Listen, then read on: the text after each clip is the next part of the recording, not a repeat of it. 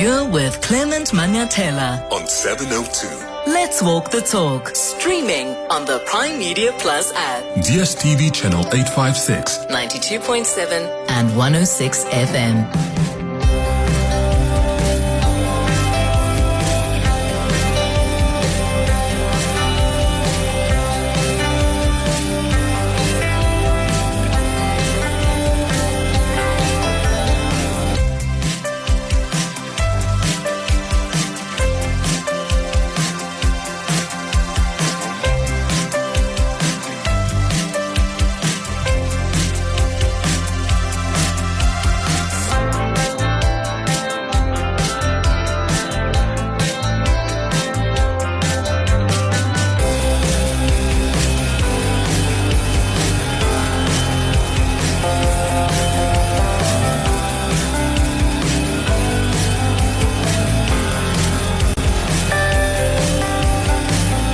8 minutes after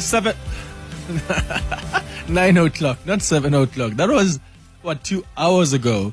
It's 8 minutes now after 9 o'clock. Dumelang, welcome to the Thursday edition of the Clement Manyathela Show. Thank you for being with us here on 702. I trust you're well this morning. We start with the 702 open line on 011-883-0702. The WhatsApp line is 072-702-1702. What the heck is going on in our SAPS?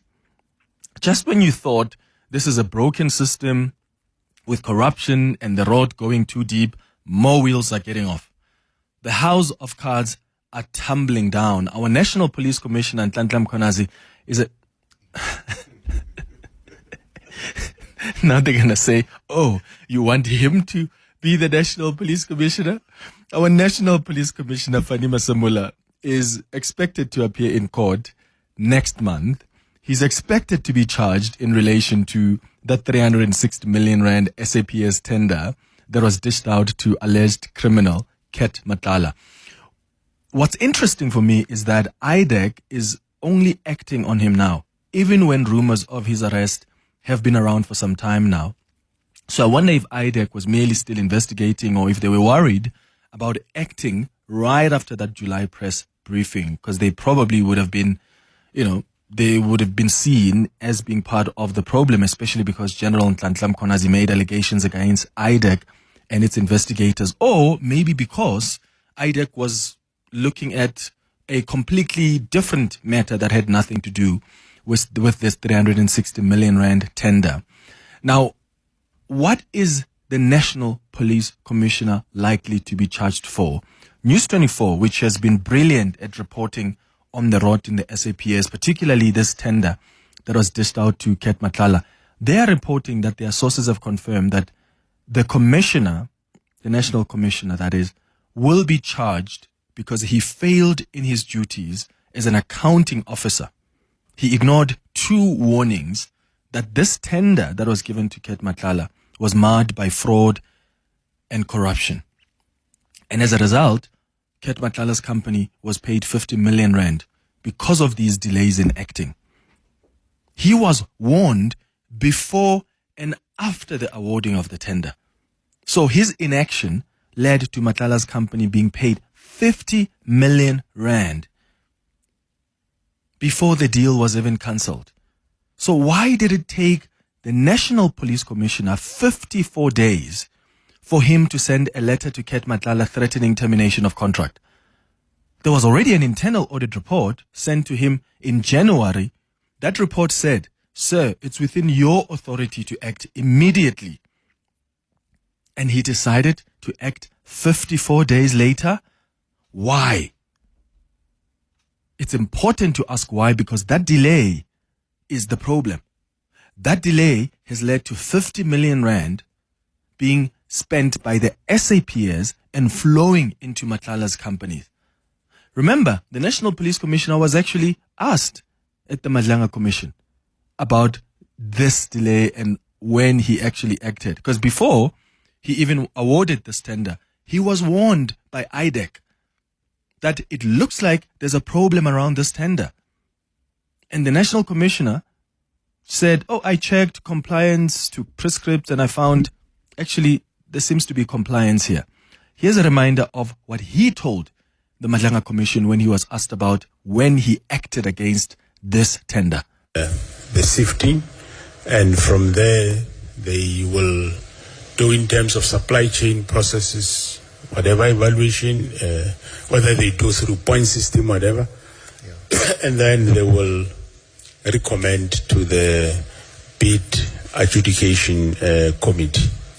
So in this specific one, the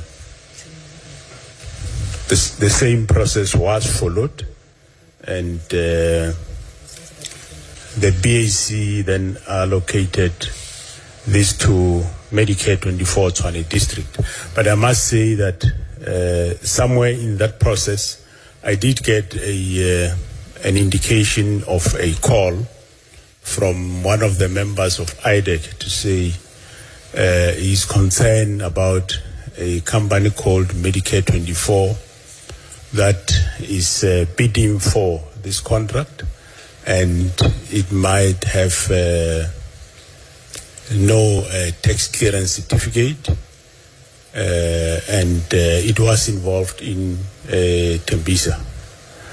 And I did inquire from the relevant officials, which there was an acting divisional commissioner by then. I inquired about that, and the response I got was that people get given a specific period to submit an updated tax clearance certificate, which in this case, Medicare 24 have submitted a valid tax clearance certificate, and also Medicare 24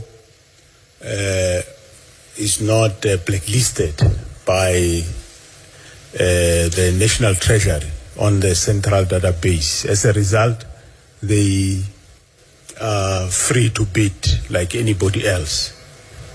And I think, that was I gave them that feedback, and that was it.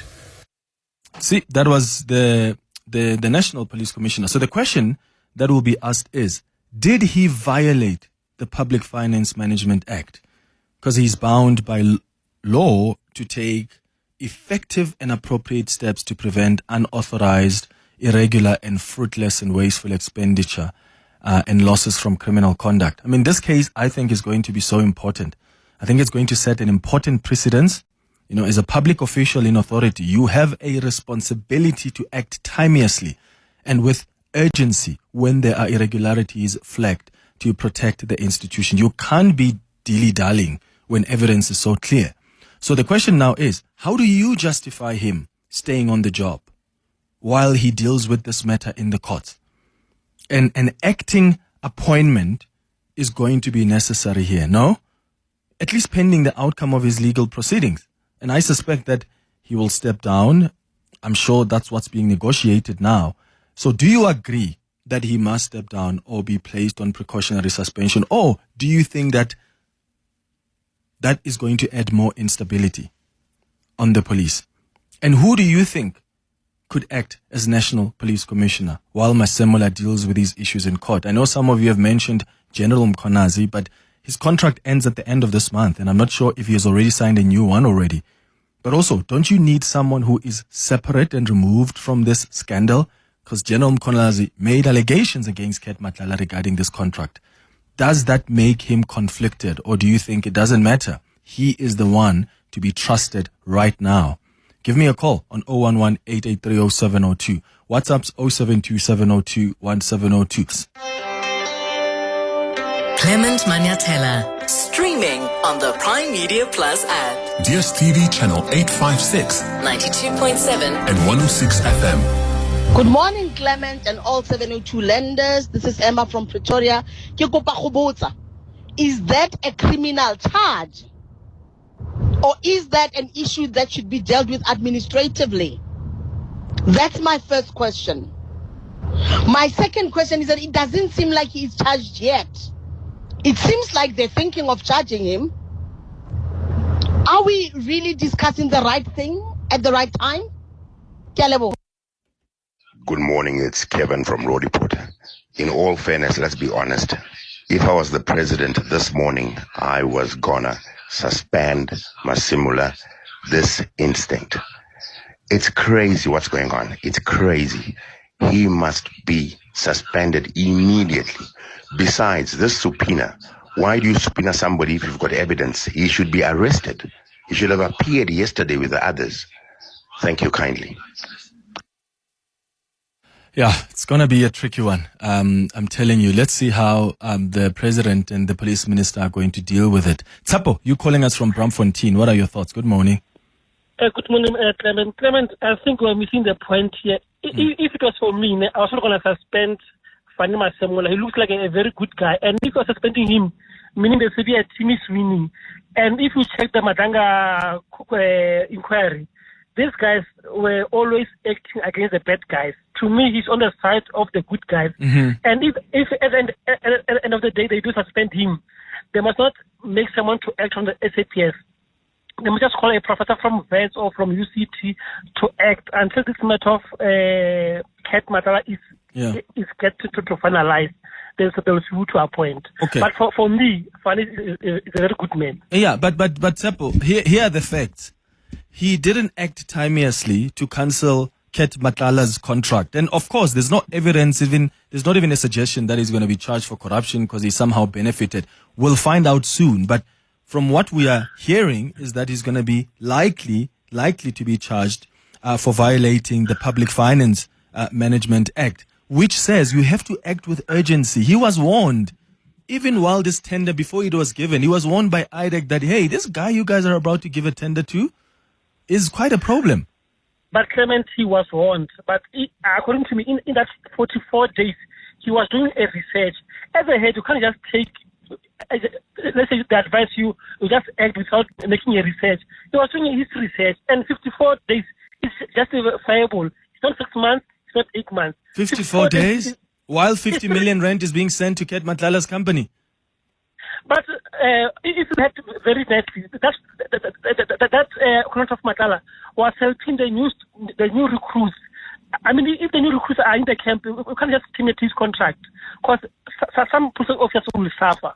I mean, it's justifiable, guys. Let's just be honest. Let's just be honest. All right, Tsapo says it's justifiable. The delays or the period that the National Police Commissioner took in just dealing with this contract before it was terminated. But remember, in those 54 days, 50 million rand left the coffers of the SAPS and it went to Cat Matlala. And you know exactly where it ended up after it reached Cat Matlala's company, don't you?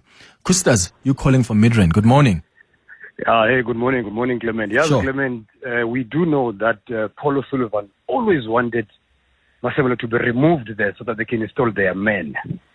For me, I'm sad then that he's going to leave because we understand that he's the one who went to court to speak on behalf of Khumalo so that Khumalo can back to work.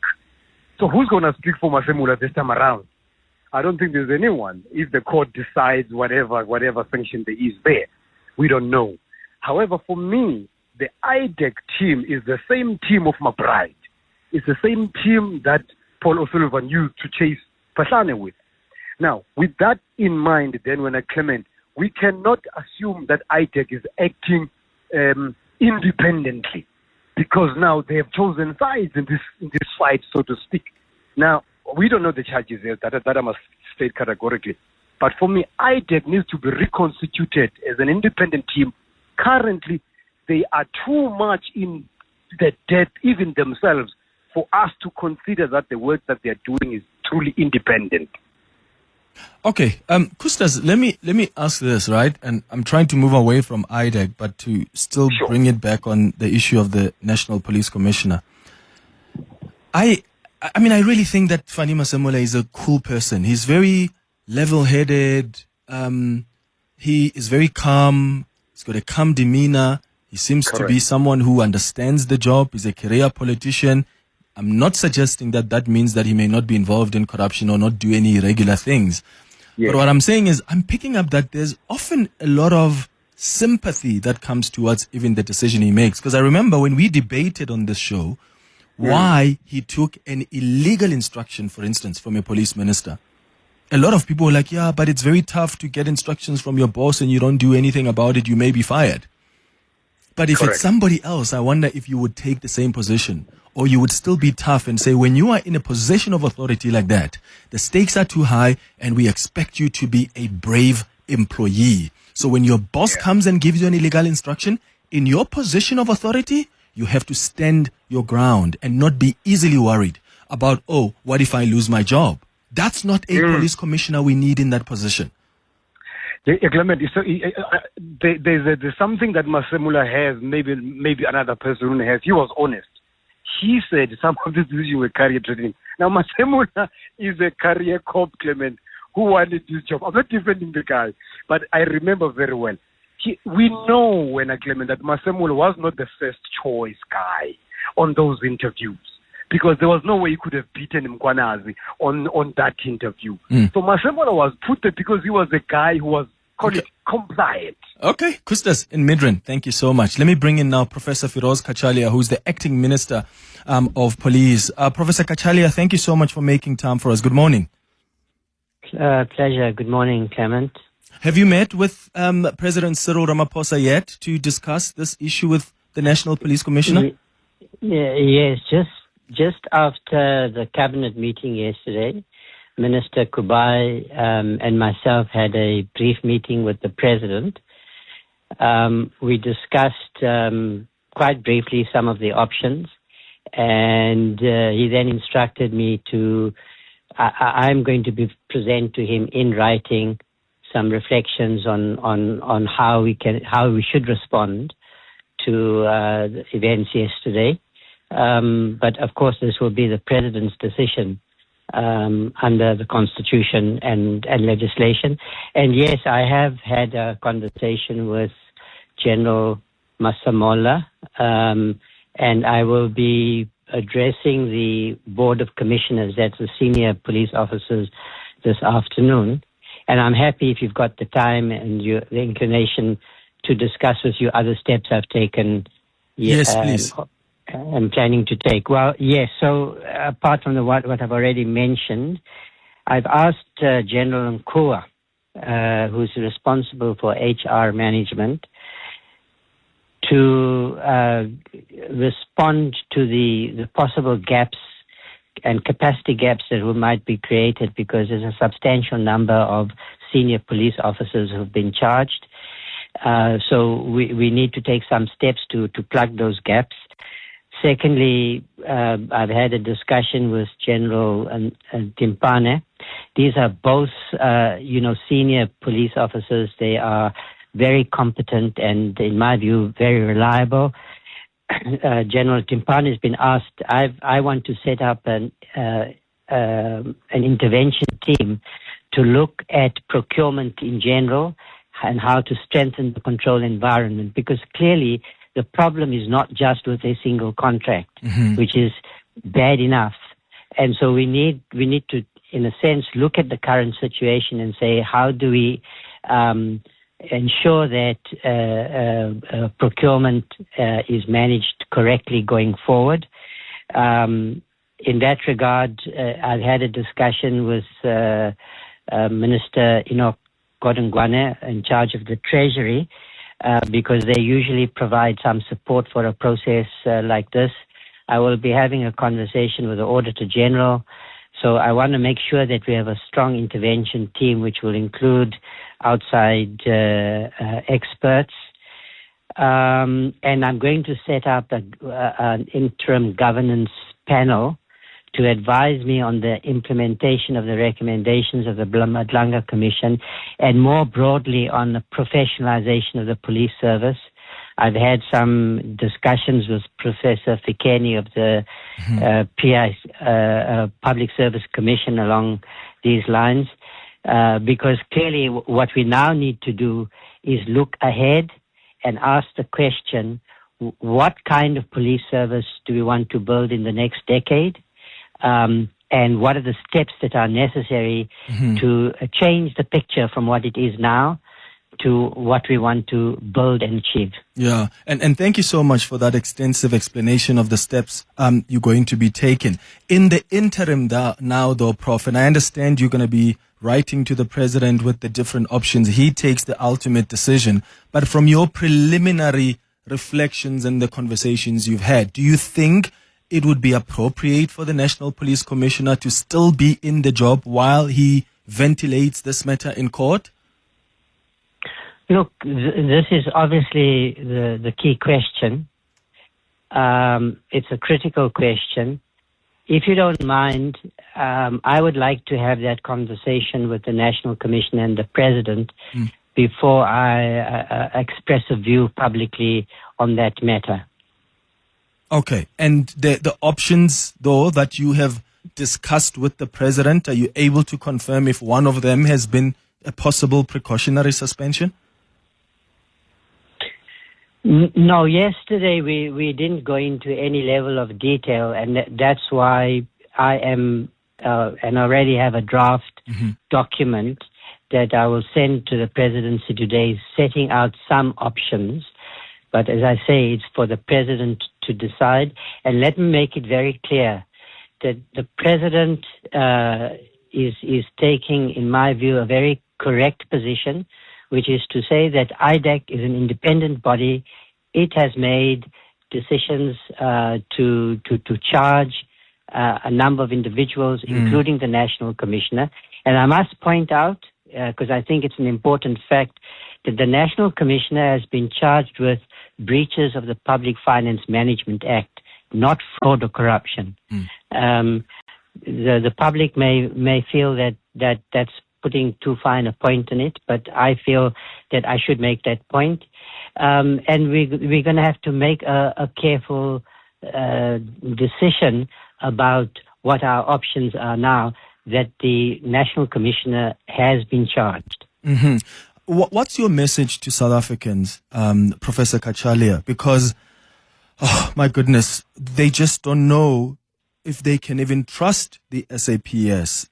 We've got a permanent Minister of Police who's on special leave or suspended. The head of intelligence has been charged. Now the police commissioner is about to be charged. The deputy national commissioner for crime detection, Shadrach Sibiya, is on suspension. The head of the Hawks in KZN is on suspension. The head of organized crime in Gauteng is on suspension. Where does this leave our confidence as members of the public in the SAPS? How do you assure us that we can still trust this institution and its work, it's still firmly in progress? Look, this is what I truly, deeply believe, and it is certainly my responsibility while I have executive authority.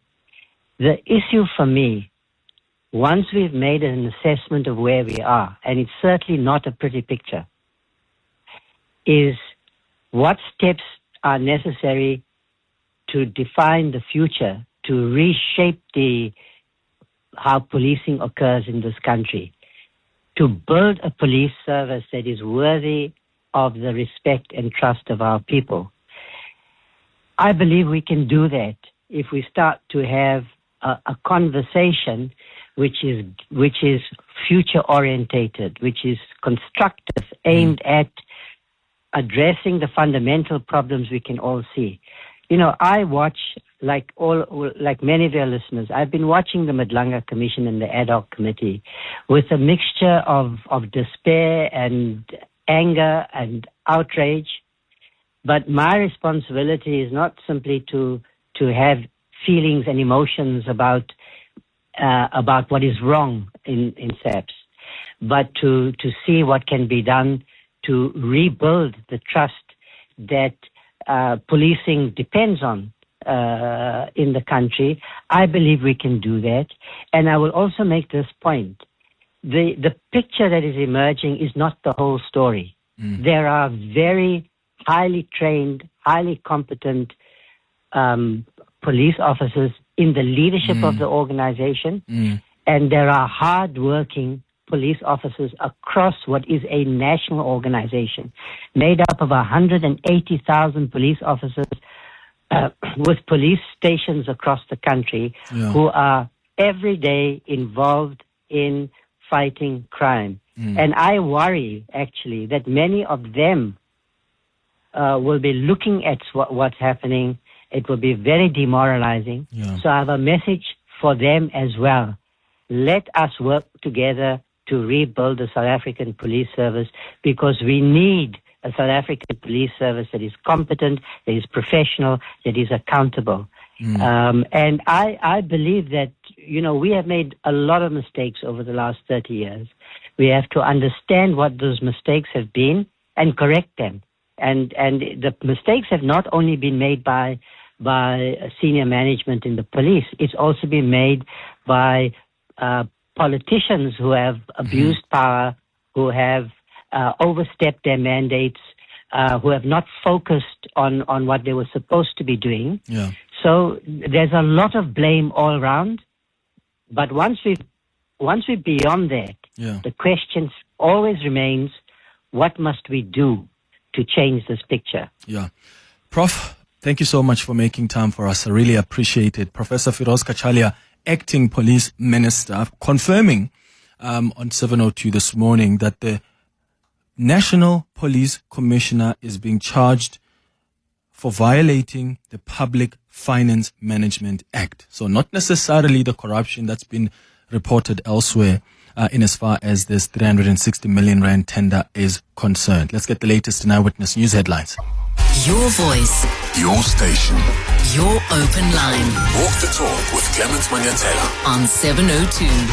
It's 20 minutes before 10 o'clock. You've heard what the Acting Police Minister has said. He has assured you that you don't need to worry. We still have very dedicated women and men in blue who take the work seriously and who take seriously also the responsibility to protect you. But also as a police officer, you've heard the assurance that he has made to you as well. And if you're a police officer, I would like to hear from you. When you see all of this happening, are you demoralized? Are you happy because you're wondering, okay, maybe this is a cleanup? This is an overhaul of the system and it's important for the system to go through that overhaul? Or does it make you wonder, what's the point of our work? Give me a call on 011-883-0702 or maybe just send us a WhatsApp voice note. You can do so anonymously on 072-702-1702. Mpo, you're calling us from Pretoria. Good morning. Good morning, Clement. Thank you for taking my call and good morning to your listeners. Sure. Clement, I'm glad that the Prof, touched on the system. There's big time irregularities with the system, and I think that's the first thing that we need to look at. Personally, I don't think that Masemola should vacate office because he's dealing with. He acted within the confines of his internal processes. To your reference, there were external bodies that warned him about this tender or this tender process. Yeah. And he says he interrogated those points. The 2 points was, one, the tax clearance, which you can't get disqualified based on the tax clearance in non-compliance. You must be given an opportunity to rectify that. The second one is that they said he was involved in the Tembisa, but the guy's got a lot of companies, so we don't even know. When he interrogated it, his team said, but this company is not deregistered on the treasury. It's not blacklisted on the treasury. But the system, that's the thing, right? All competitive bidders could have gone to court and tried to interdict this process, but they didn't. My understanding is Masemola only cancelled the contract because of non-performance. This company was supposed to bring staff and they borrowed equipment or material from SAPS themselves, and it was non-performing, and that was the reason for the cancellation. But to want to charge him and prosecute him and have him fired because he as an accounting officer, you account to your processes. If your processes, 3 processes, DEC, BAC, and whatever, say that this is the company that we're recommending, yours is to put a signature and move on. Yeah, I get you, and I think you're making fair points, Mpo. But how did he deal then? How did he satisfy himself when it comes to the character of the man who was behind the company that was trying to get this tender? Because IDEC said this man is involved in what's already being investigated at the Tembisa hospital. I mean, isn't it at that point that as a National Police Commissioner, he pauses and he says, oh my goodness, I'm going to either interdict this from going ahead pending the finalization of our investigations, even into how far he is intricately linked in the Tembisa hospital scandal. Didn't he have that responsibility? You Clement, and you are always caught between a rock and a hard place with these guys, right? All of these political appointments, and that's why, the prof said we need to look at this thing. One is, if he had done that, he would be dealing with this company now in the courts that the process was interdicted unlawfully. Now you want to play the man. Now you don't want to play the game. The game is the man put in his bid, and the bid went through a process, an internal process. Whether that internal process was influenced by the man or not is immaterial. That the accounting officer will claim that he had no knowledge of that. The bid arrived at the accounting officer and said, "We have gone through 90 days or 120 days validity period adjudicating these bids, and this is the winning bidder. Sign it and let's move on." And this is exactly what I'm saying. You cancel a bid, and then you are in the court because the guy is suing you for unlawfully cancelling a process. Then you are fired because you didn't take the right step by cancelling, and you don't cancel the bid. The guy is awarded; he's paid 50 million. Then you are still in the courts for awarding the bid with the guy knowing his character. So, what are we talking about here? Yeah. Mpo, thank you so much for your contribution in Pretoria. Mark, you are in Centurion. What do you think? Hello, Mark. I see that Clement. Oh, Mark, your line is not good, my brother. I'm sending you back to the producers. Let's try to reestablish the line. Koketso in the East Rand. What do you think? Hi. Yes, morning, Clement. You mentioned to say that there's demoralized police officers. I think we as citizens are actually demoralized, right? And I'll tell you why. I mean, if you looked at for the past 30 years, we've had basically all this criminality that's come on that no one can explain. So in the Western Cape, you've got the drug problem, you've got the extortion rackets.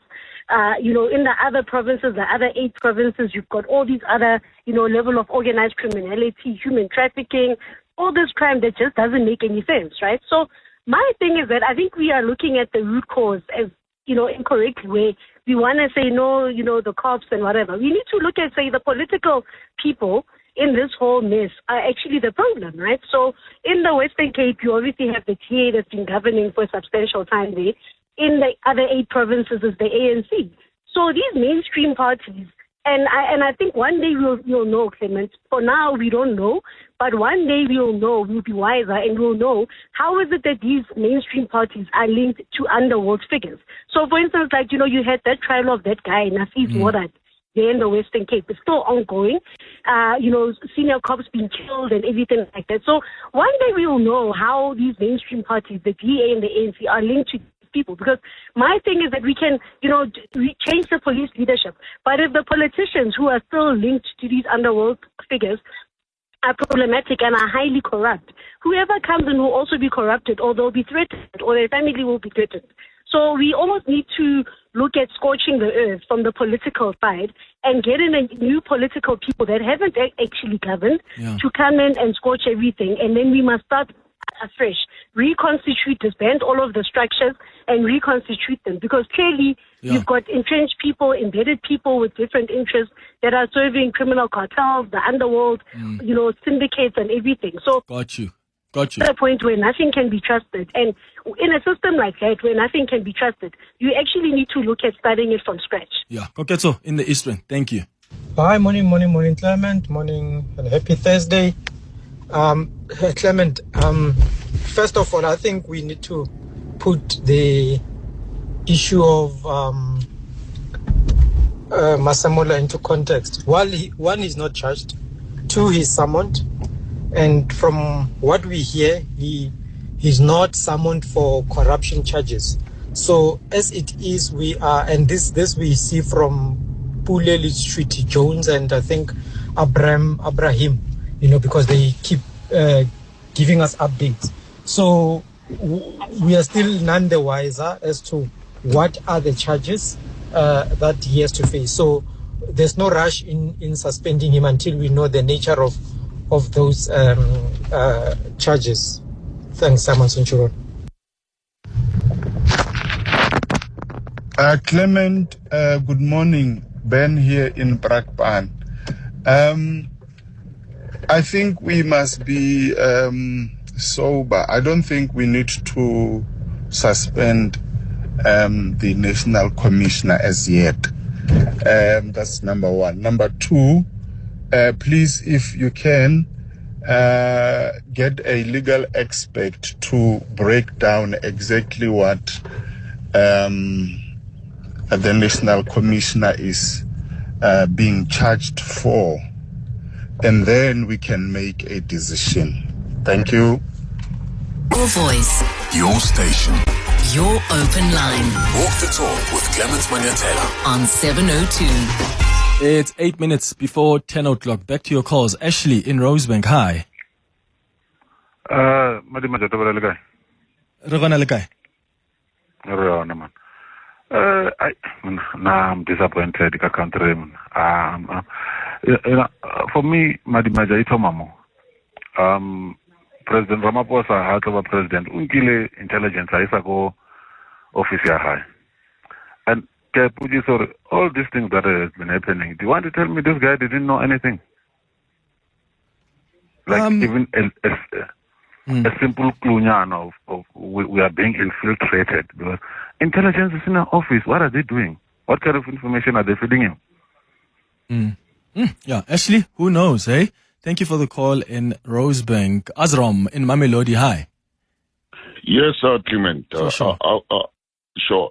You see, in all the provinces of South Africa, in the SAPS, there is legal services. At national office, there is legal offices. There is a department called legal services, which deals with contracts and agreement. In the office of the national commissioner, there is legal services. There are legal experts in the office of the national commissioner. I would understand where the national commissioner is the accounting officer. He or she must apply his or her mind. But I feel very sorry for the national commissioner to be blamed for all these things because there are experts surrounding him to give legal opinion. No, got you. Azram in Mamelodi. I feel very sorry for him. Okay. Yeah. Thank you for your call. More WhatsApps. Clement Manyathela, how are you? Okay, this is Walter from Begestal. I think the guy, Masemola, somehow there's something over like it's very suspicious because why would he then cancel the contract after the money is gone? He should have maybe went to the finance before the money goes to that company and stop the money. So I don't understand why would he somehow. I feel he's somehow maybe connected to these companies because he had the ample time to stop that money going to that company. So he didn't do it. So he let the money go and then at the same time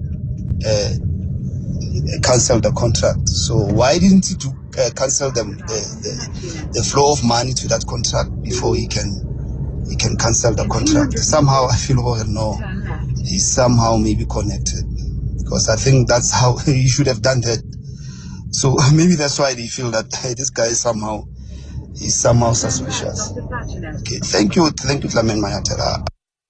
Morning, Clement. The whole saga, it's not okay. I do not understand what is going on, but something's going on. All I'm asking is that let Lieutenant Mkhwanazi be protected because I don't like the sound of everything. All of a sudden, Masemola's got a summons. All of a sudden, and Mkhwanazi's contract is coming to an end. But at the same time, we don't have a commissioner. Who's going to be the commissioner? What is happening in the SAPS? And really, nobody should do anything to Lieutenant Mkhwanazi. That's all we're asking for. We just pray God protect that man. He has revealed so much rot in SAPS. Well, the question now is, has he signed his new contract? Remember the National Police Commissioner in Parliament, when was it? 2 weeks ago. He told Parliament, he was asked in the ad hoc committee, have you sent a new contract to Masemola? And he said, yeah, we're still working on it, but we've discussed it, that it's being renewed. Even the Premier of KZN had to send out a statement saying, Mkhwanazi. Even the Premier of KZN had to send out a statement and say, what's going on with Mkhwanazi's contract? What's going on? Because as the Premier of KZN, we want this man to continue the good work that he's been doing in KwaZulu-Natal. So the question now is, has he signed that contract? And if he hasn't signed that contract yet, would he be one of the people being considered to act without having signed a renewal contract? If really the decision will be taken that Masemola be suspended. It's going to be really fascinating to see how they're going to move on this. It's 3 minutes before 10.